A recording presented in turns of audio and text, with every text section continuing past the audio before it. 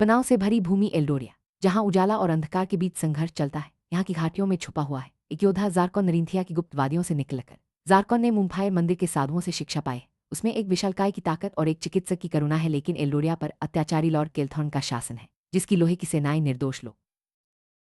ज़ार्कॉन की कहानी तब शुरू होती है जब वे केल्थॉर्न के सैनिकों से एक रहस्यमयी भविष्यवक्ता लायरा को बचाता है। लायरा के पास है और बॉब फिटरनेस, एक दिव्य शक्ति का अंतिम चिन्ह जो एल्डोरिया में संतुलन ला सकता है। लायरा की दृष्टियों के मार्गदर्शन में ज़ार्कॉन एक साहसिक यात्रा पर निकलता है, जहां उसे अपने भाग्य का सामना करना है।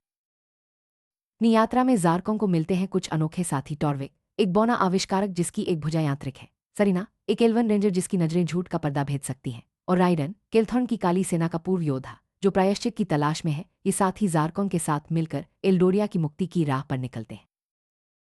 ऐसे जैसे टोली एल्डोरिया के हृदय में प्रवेश करती है, वे एक प्राचीन भविष्यवाणी का पता लगाते हैं, गार्डियन ऑफ द फ्लेम के उदय की। जब टूटे चांद पर तारे संरेखित होंगे, ज़ार्कॉन को धीरे धीरे एहसास होता है कि यह भविष्यवाणी उसी के लिए है, लेकिन शक्ति के साथ आती है एक बड़ी कीमत, अपने भीतर के अंधकार से संघर्ष।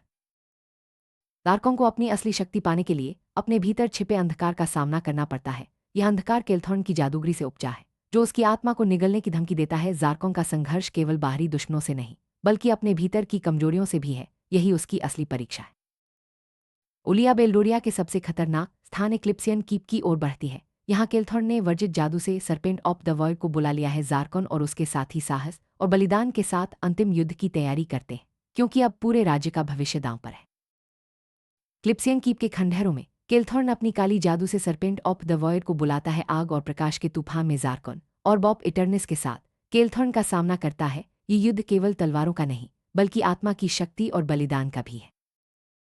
ज़ार्कॉन अपने साथियों की मदद से ऑर्ब की शक्ति को मुक्त करता है। उसकी कुर्बानी और साहस से सर्पेंट नष्ट हो जाता है और अंधकार का साम्राज्य टूट जाता है। एल्डोरिया में पहली बार उजाले की किरणें फैलती है, लेकिन जीत के इस क्षण में ज़ार्कॉन रहस्यमयी धुंध में गायब हो जाता है, पीछे छोड़ जाता है अपनी तलवार और एक बात।